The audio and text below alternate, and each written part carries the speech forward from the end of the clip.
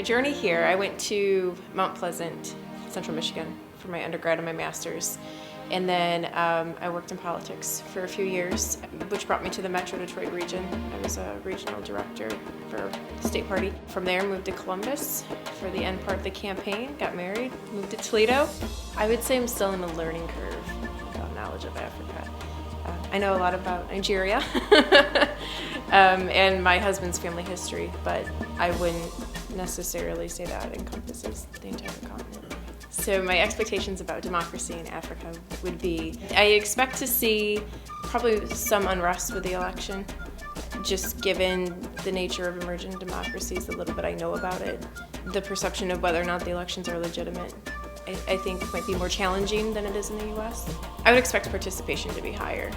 I think as an emerging democracy, you're in that state of first times, and you have that novelty is going to be there.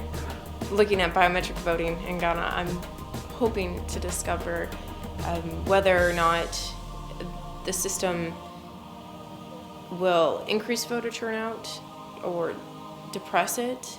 How does it make a citizen feel? Do they feel like their elections are more secure than they were previously, or do they feel that it's a threat to their privacy?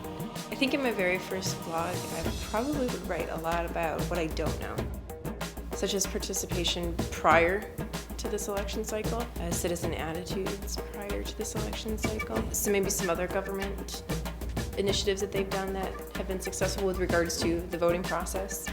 I'm looking forward to the experience and the course and learning.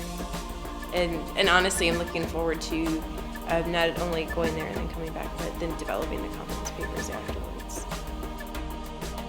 When I thought about Africa several months ago, I don't think I knew much about it in general. My perspective of the research changed dramatically. There was the original idea dealt with biometric voting in general, and I really felt like that was a good thing to study, but what I realized soon was that you were applying very Western criteria to an African nation that doesn't necessarily operate under the same theoretical models that the Western world does. There can be too much weight placed on elections as the sole indicator of whether or not a nation is democratic. But at the same time, I also think that they're a critical part of democracy, because you can't have a democracy without an election either. You have to have some sort of rule by the people. It's not the only indicator. What about civil rights and liberties? What about representative government?